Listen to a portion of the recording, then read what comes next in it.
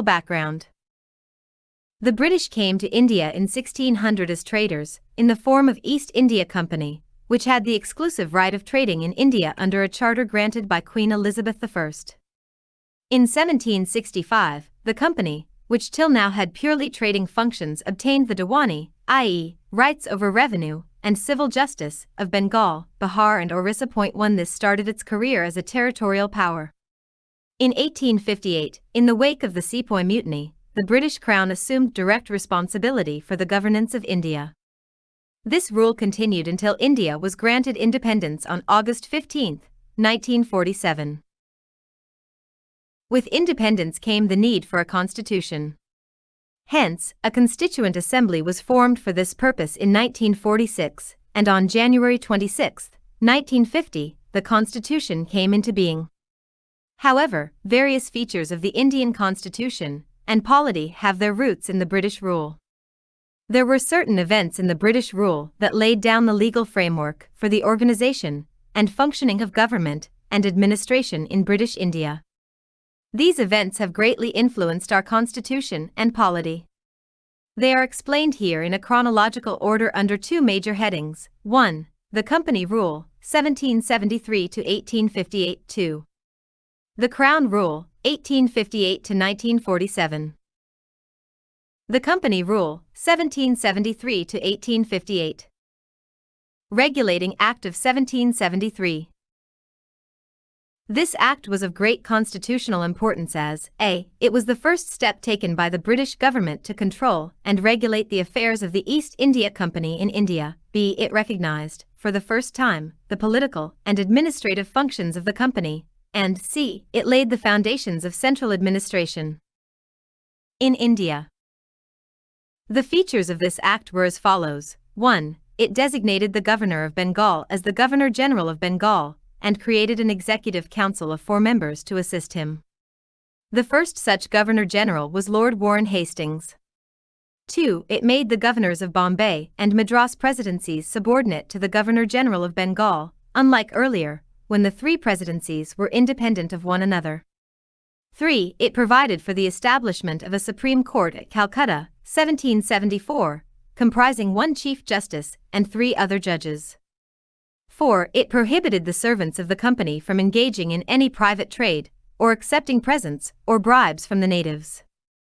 5. It strengthened the control of the British government over the company by requiring the Court of Directors, governing body of the company, to report on its revenue, civil and military affairs in India. Amending Act of 1781. In a bid to rectify the defects of the Regulating Act of 1773, the British Parliament passed the Amending Act of 1781, also known as the Act of Settlement. The features of this act were as follows. 1. It exempted the Governor-General and the Council from the jurisdiction of the Supreme Court for the acts done by them in their official capacity. Similarly, it also exempted the servants of the company from the jurisdiction of the Supreme Court for their official actions. 2. It excluded the revenue matters and the matters arising in the collection of revenue from the jurisdiction of the Supreme Court. 3. It provided that the Supreme Court was to have jurisdiction over all the inhabitants of Kolkata. It also required the court to administer the personal law of the defendants, i.e., Hindus were to be tried according to the Hindu law and Muslims were to be tried according to the Mohammedan law. 4. It laid down that the appeals from the provincial courts could be taken to the Governor-General in Council, and not to the Supreme Court. 5. It empowered the Governor-General in Council to frame regulations for the provincial courts and councils. Pitt's India Act of 1784. The next important act was the Pitt's India Act II of 1784. The features of this act were as follows. 1. It distinguished between the commercial and political functions of the company. 2. It allowed the Court of Directors to manage the commercial affairs, but created a new body called Board of Control to manage the political affairs. Thus, it established a system of double government. 3. It empowered the Board of Control to supervise and direct all operations of the civil and military government, or revenue off the British possessions in India. Thus, the act was significant for 2 reasons. First, the company's territories in India were for the first time called the British possessions in India, and second, the British government was given the supreme control over companies' affairs and its administration in India. Act of 1786. In 1786, Lord Cornwallis was appointed as the Governor-General of Bengal. He placed two demands to accept that post, viz. 1. He should be given power to override the decision of his council in special cases. 2. He would also be the Commander-in-Chief. Accordingly, the Act of 1786 was enacted to make both the provisions. Charter Act of 1793. The features of this act were as follows. 1. It extended the overriding power given to Lord Cornwallis over his council to all future Governor-Generals and Governors of Presidencies. 2. It gave the Governor-General more powers and control over the governments of the subordinate presidencies of Bombay and Madras. 3. It extended the trade monopoly of the company in India for another period of 20 years. 4. It provided that the Commander-in-Chief was not to be a member of the Governor-General's Council, unless he was so appointed. 5. It laid down that the members of the Board of Control and their staff were, henceforth, to be paid out of the Indian revenues. Charter Act of 1813. The features of this act were as follows. 1. It abolished the trade monopoly of the company in India, i.e., the Indian trade was thrown open to all British merchants. However, it continued the monopoly of the company over trade in tea and trade with China. 2. It asserted the sovereignty of the British Crown over the company's territories in India. 3. It allowed the Christian missionaries to come to India for the purpose of enlightening the people. 4. It provided for the spread of Western education among the inhabitants of the British territories in India. 5. It authorized the local governments in India to impose taxes on persons. They could also punish the persons for not paying taxes. Charter Act of 1833. This act was the final step towards centralization in British India. The features of this act were as follows. 1. It made the Governor-General of Bengal as the Governor-General of India and vested in him all civil and military powers. Thus, the act created, for the first time, Government of India having authority over the entire territorial area possessed by the British in India. Lord William Bentinck was the first Governor-General of India. 2. It deprived the Governor of Bombay and Madras of their legislative powers. The Governor-General of India was given exclusive legislative powers for the entire British India. The laws made under the previous acts were called as regulations, while laws made under this act were called as acts. 3. It ended the activities of the East India Company as a commercial body, which became a purely administrative body. It provided that the company's territories in India were held by it in trust for His Majesty, his heirs and successors. 4. The Charter Act of 1833 attempted to introduce a system of open competition for selection of civil servants and stated that the Indians should not be debarred from holding any place, office and employment under the company. However, this provision was negated after opposition from the Court of Directors. Charter Act of 1853. This was the last of the series of Charter Acts passed by the British Parliament between 1793 and 1853. It was a significant constitutional landmark. The features of this act were as follows. 1. It separated, for the first time, the legislative and executive functions of the Governor-General's Council. It provided for addition of 6 new members called legislative councillors to the council. In other words, it established a separate Governor-General's Legislative Council, which came to be known as the Indian Central Legislative Council. This legislative wing of the council functioned as a mini-parliament, adopting the same procedures as the British Parliament. Thus, legislation, for the first time, was treated as a special function of the government, requiring special machinery and special process. 2. It introduced an open competition system of selection and recruitment of civil servants. The covenanted civil service 3 was, thus, thrown open to the Indians also. Accordingly, the Macaulay Committee, the Committee on the Indian Civil Service, was appointed in 1854. 3. It extended the company's rule and allowed it to retain the possession of Indian territories on trust for the British Crown. But it did not specify any particular period, unlike the previous charters. This was a clear indication that the company's rule could be terminated at any time the Parliament liked. 4. It introduced, for the first time, local representation in the Indian Central Legislative Council. Of the 6 new legislative members of the Governor-General's Council, 4 members were appointed by the local, provincial, governments of Madras, Bombay, Bengal and Agra. Government of India Act of 1858. This significant act was enacted in the wake of the Revolt of 1857, also known as the First War of Independence, or the Sepoy Mutiny. The act, known as the Act for the Good Government of India, abolished the East India Company and transferred the powers of government, territories and revenues to the British Crown. The features of this act were as follows. 1. It provided that India, henceforth, was to be governed by, and in the name of, Her Majesty. It changed the designation of the Governor-General of India to that of Viceroy of India. He, Viceroy, was the direct representative of the British Crown in India. Lord Canning, thus, became the first Viceroy of India. 2. It ended the system of double government by abolishing the Board of Control and Court of Directors. 3. It created a new office, Secretary of State for India, vested with complete authority and control over Indian administration. The Secretary of State was a member of the British Cabinet and was responsible ultimately to the British Parliament. 4. It established a 15-member Council of India to assist the Secretary of State for India. The Council was an advisory body. The Secretary of State was made the chairman of the Council. 5. It constituted the Secretary of State in Council as a body. Corporate, capable of suing and being sued in India and in England. The Act of 1858 was, however, largely confined to the improvement of the administrative machinery by which the Indian government was to be supervised and controlled in England. It did not alter in any substantial way the system of government that prevailed in India. 4. The Crown Rule, 1858 to 1947. Indian Councils Act of 1861. After the Great Revolt of 1857, the British government felt the necessity of seeking the cooperation of the Indians in the administration of their country.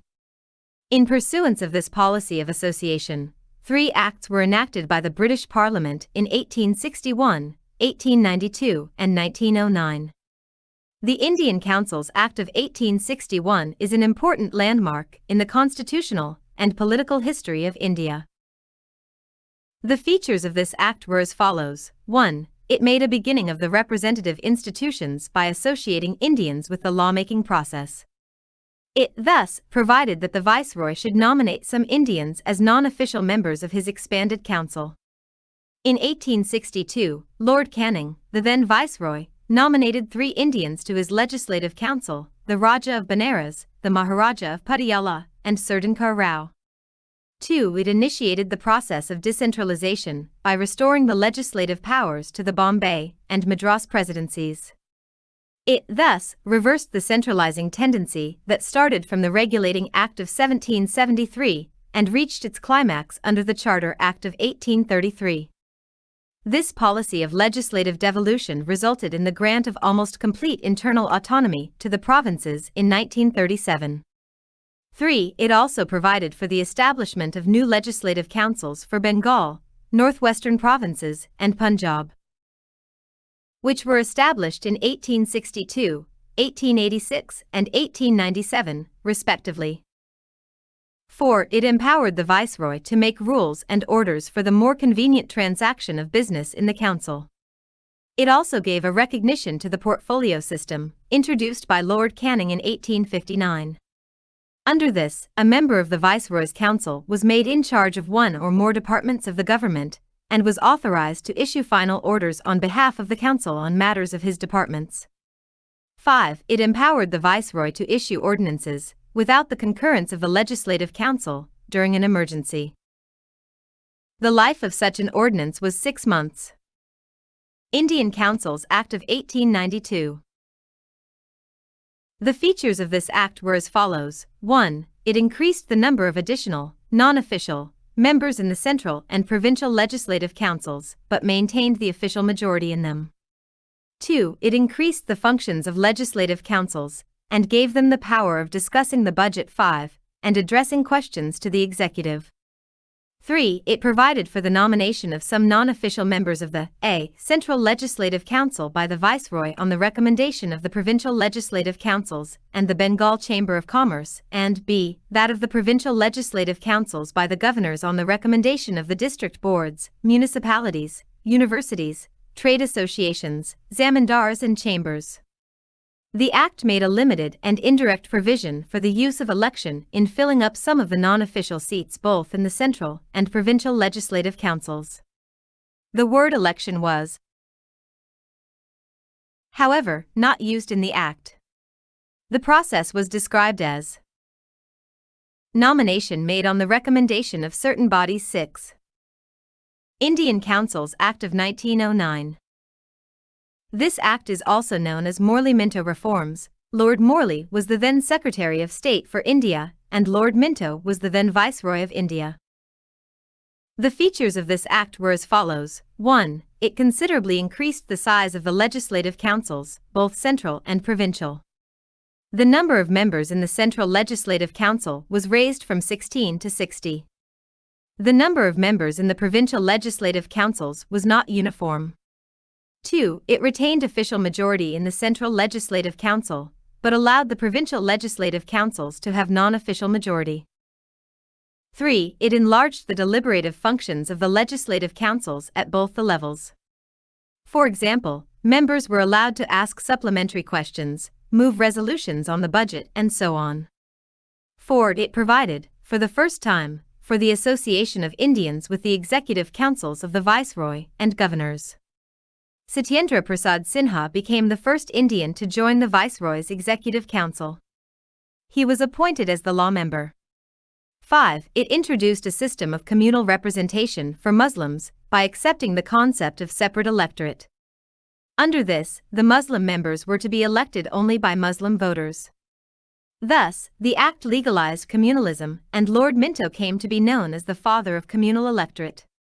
6. It also provided for the separate representation of presidency corporations, chambers of commerce, universities and zamindars. Government of India Act of 1919.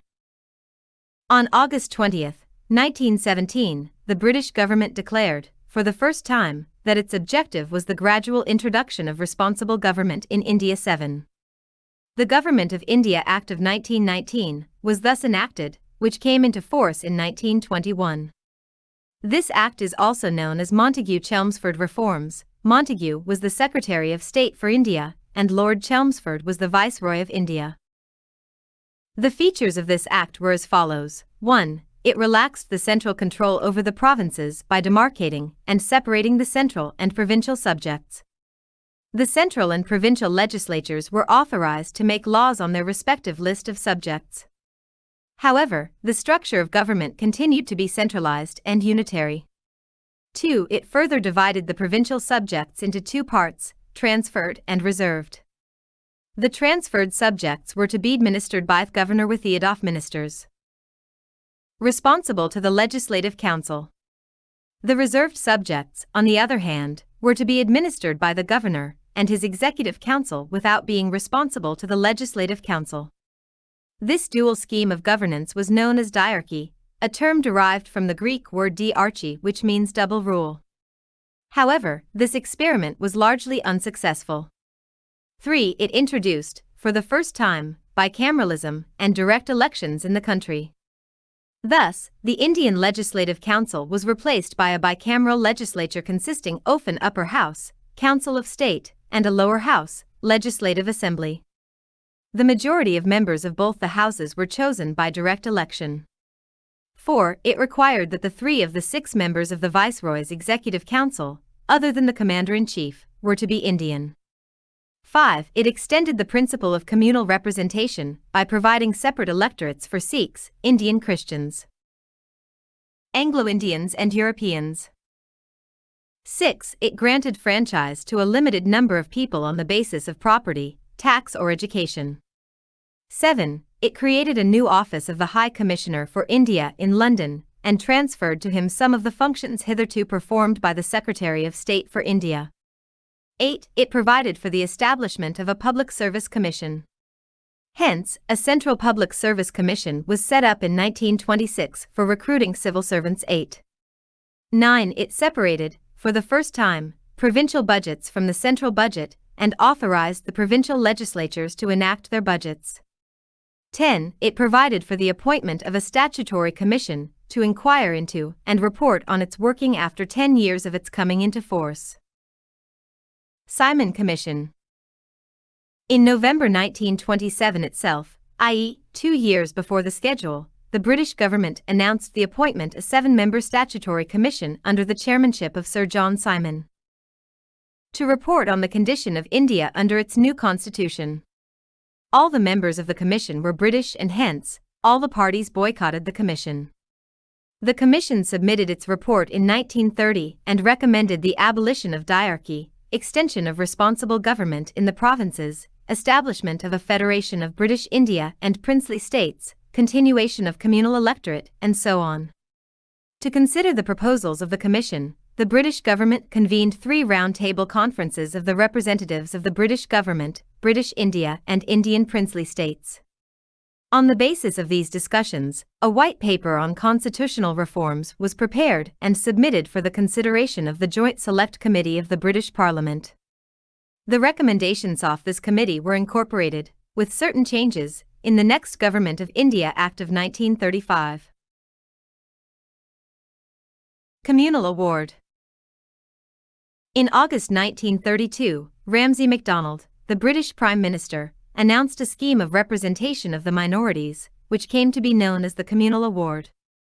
The award not only continued separate electorates for the Muslims, Sikhs, Indian Christians, Anglo-Indians and Europeans, but also extended it to the depressed classes, scheduled castes. Gandhiji was distressed over this extension of the principle of communal representation to the depressed classes, and undertook fast unto death in Yerawada jail, Pune, to get the award modified. At last, there was an agreement between the leaders of the Congress and the depressed classes. The agreement, known as Pune Pact, retained the Hindu joint electorate and gave reserved seats to the depressed classes. Government of India Act of 1935. The Act marked a second milestone towards a completely responsible government in India. It was a lengthy and detailed document having 321 sections and 10 schedules. The features of this act were as follows. 1. It provided for the establishment of an All India Federation consisting of provinces and princely states as units.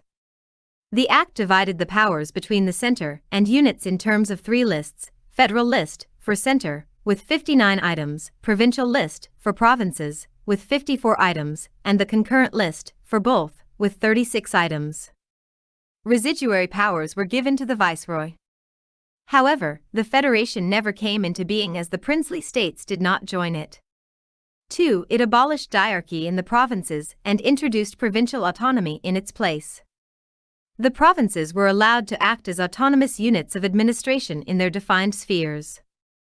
Moreover, the Act introduced responsible governments in provinces, that is, the governor was required to act with the advice of ministers responsible to the provincial legislature. This came into effect in 1937 and was discontinued in 1939. 3. It provided for the adoption of diarchy at the centre. Consequently, the federal subjects were divided into reserved subjects and transferred subjects. However, this provision of the Act did not come into operation at all. 4. It introduced bicameralism in 6 out of 11 provinces. Thus, the legislatures of Bengal, Bombay, Madras, Bihar, Assam and the United Provinces were made bicameral, consisting of a legislative council, upper house, and a legislative assembly, lower house. However, many restrictions were placed on them. 5. It further extended the principle of communal representation by providing separate electorates for depressed classes, scheduled castes, women and labor workers. 6. It abolished the Council of India, established by the Government of India Act of 1858.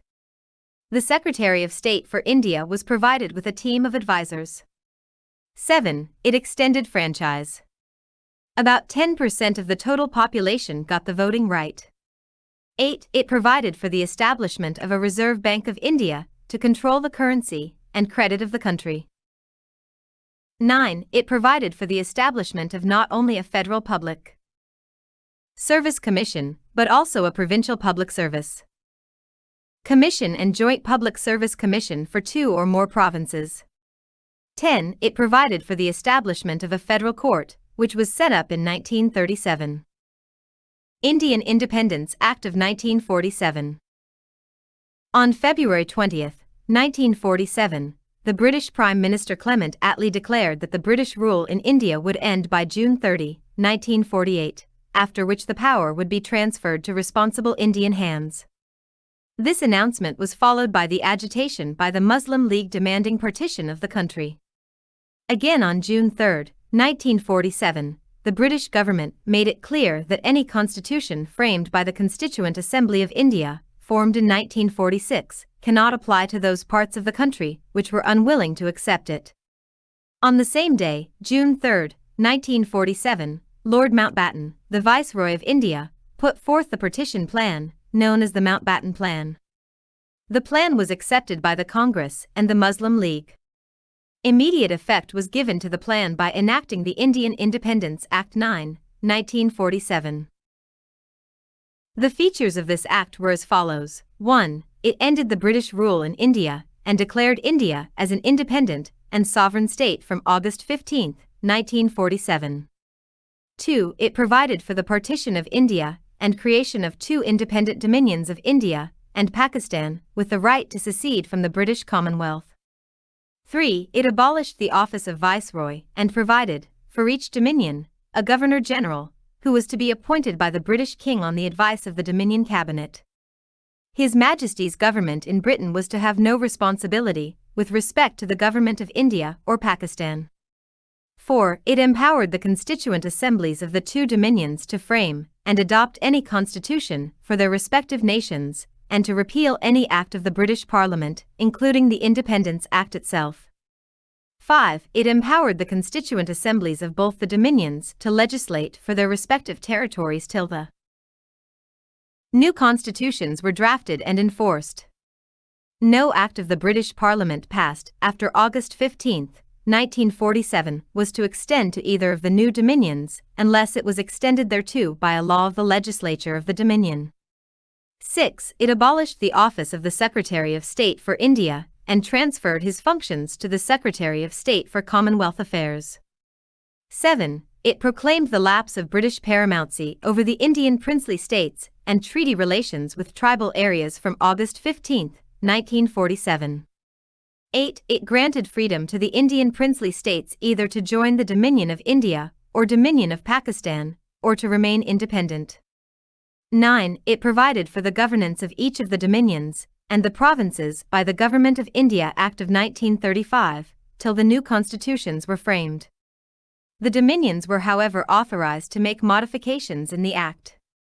10. It deprived the British monarch of his right to veto bills or ask for reservation of certain bills for his approval. But this right was reserved for the Governor-General. The Governor-General would have full power to assent to any bill in the name of His Majesty. 11. It designated the Governor-General of India and the provincial governors as constitutional, nominal heads of the states. They were made to act on the advice of the respective Council of Ministers in all matters. 12. It dropped the title of Emperor of India from the royal titles of the King of England. 13. It discontinued the appointment to civil services and reservation of posts by the Secretary of State for India. The members of the civil services appointed before August 15, 1947 would continue to enjoy all benefits that they were entitled to till that time. At the stroke of midnight of 14 to 15 August, 1947, the British rule came to an end and power was transferred to the 2 new independent dominions of India and Pakistan. 10. Lord Mountbatten became the first Governor-General of the new Dominion of India. He swore in Jawaharlal Nehru as the first Prime Minister of Independent India. The Constituent Assembly of India formed in 1946 became the Parliament of the Indian Dominion.